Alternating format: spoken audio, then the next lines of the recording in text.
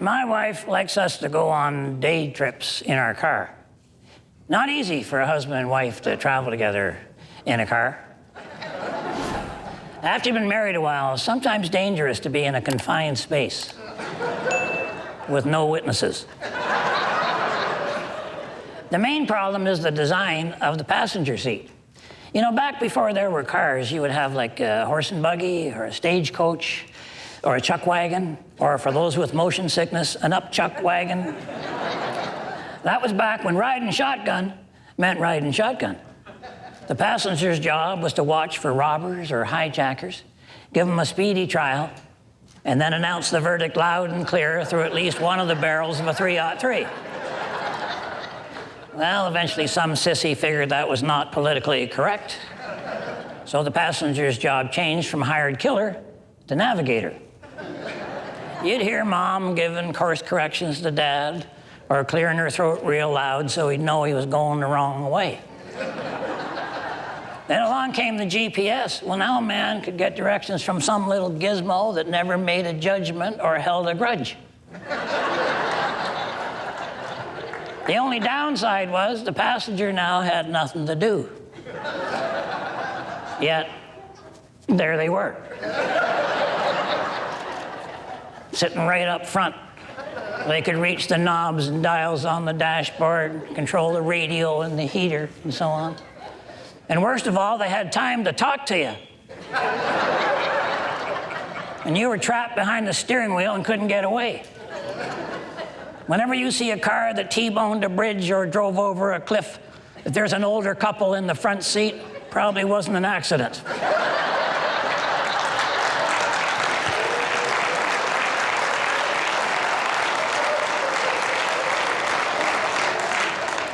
So if you want your marriage to last, you're going to have to make a major renovation to the passenger area. You know when you have a newborn baby in the car seat, and the manufacturer will recommend that for safety, you put the seat in so the baby's facing the back of the car. That's step one. You take out the passenger seat, swing her around 180 degrees. Get it facing the other way. Now the passenger can't see what you're doing, so they're not able to give advice or criticism. Plus, they can't reach any of the controls on the dashboard, which are really none of their business. And having a conversation with the driver is real tough. So it's all good news. Much safer for your wife to be sitting backwards where she can talk to the kids face to face and just leave you out of it. Or, if you're lucky enough not to have kids, you can convert the back seat into a hobby center / craft corner. Your wife's gonna love that. She'll be making really ugly quilts and animal-shaped tea cozies well into the next century. Now, she may say she'd prefer to have a vanity back there so she can do her hair and touch up her makeup, but you gotta be careful, because a vanity always has a mirror in it. That's going to let her see what you're up to, which kills the whole deal. On the other hand, if your wife does most of the driving, bonus. Lose the crafts, drop a big screen TV back there. Come on.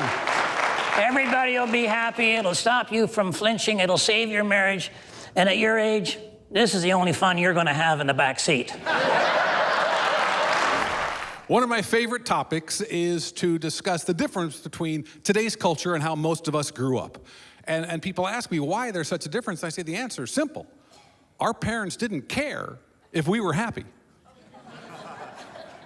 That's it. It's real simple. It's like our parents came out of World War II and Korea, and their job was to toughen us up. When we got hurt, we did not have soothing aloe vera. We did not have Bactine. No, we had Merthiolate. Okay, you remember that?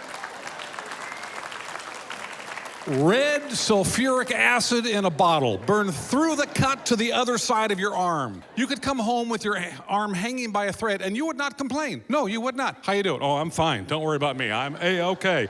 That needs Merthiolate. No, it doesn't. I am good. We got hurt because everything we did was dangerous. Our swing sets did not have safety belts on them. The goal was to get as high as you could get and then launch yourself into the stratosphere. Our jungle gyms did not have padding. We had rocks. Rocks the janitor sharpened at night because he hated us. We'd come home from school, hop on our bikes, go off riding without helmets, without shoes, sometimes without clothes. We didn't care. Everything we did was dangerous. We played in creeks. We ran through abandoned houses. We jumped on trampolines without signing waivers first. We drove our go-kart directly into traffic. We played lawn darts where we stood next to the target. Remember that? Missed. We didn't have sunblock. We got burned to a crisp and we had peeling parties. That's what we had. We blew up Barbies with M80s. We had gunfights with BB guns. We ran with scissors. We ate paint chips when we were hungry. Our Halloween costumes were made out of asbestos, for goodness sake. But for safety, our mothers made us wait an hour after we ate before we swam.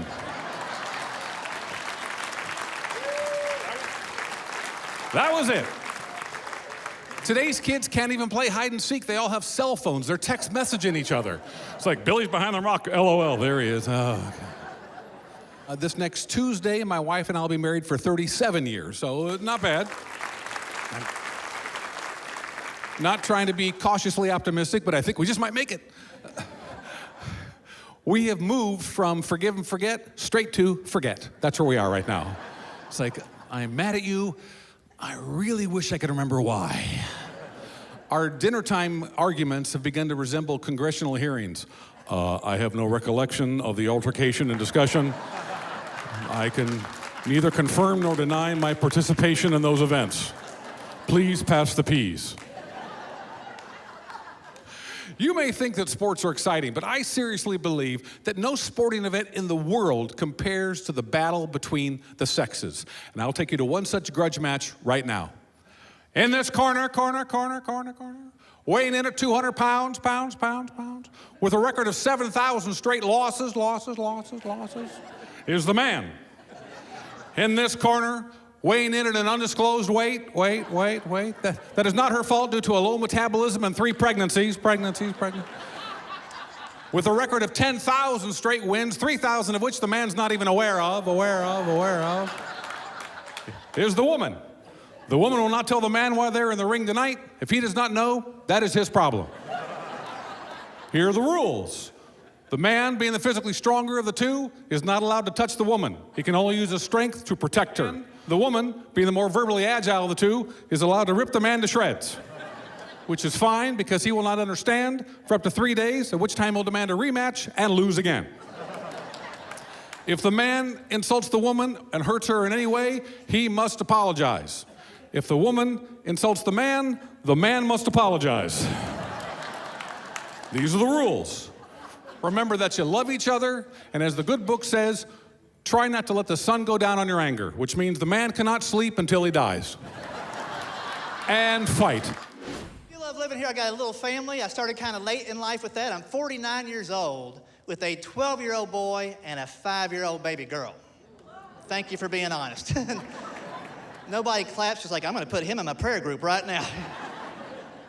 It's a little bit of work, and if that's not enough, recently my wife has started talking about adoption. I'm like, honey, slow down. I don't think anybody is going to take these kids off our hands at this point. Put them on Craigslist, see if you get a nibble. I don't know how it works. Start with that little one. I barely know her anyway.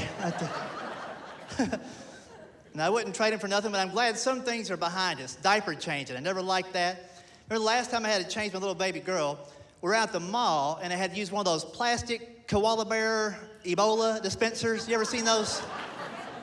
How'd that get past R&D? That's my first question. But I didn't know what to do, so I read the safety sticker. That's a comedy show by itself. It says right on there, weight not to exceed 150 pounds. That's a big old baby right there, ain't it? I'm 145. That baby could take me out. You want to change what? 145. That is a rib-eating, bib-wearing.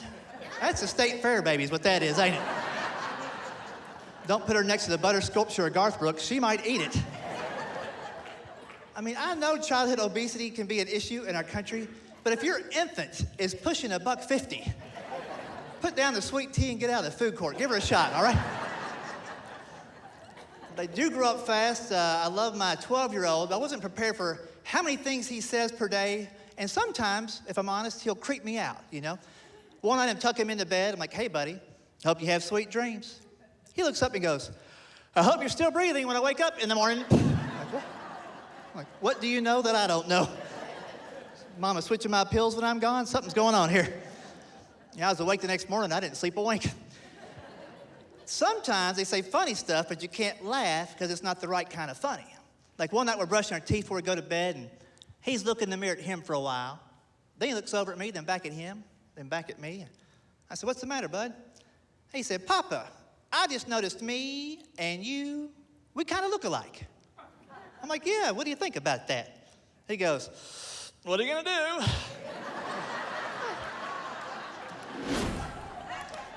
Well, you're probably not going to go to prom. That's one thing you're not going to do.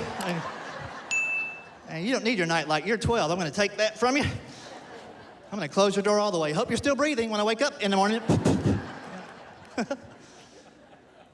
Yeah, he's a good kid. I got a great wife. I've learned a lot over the years of being married, 15 years.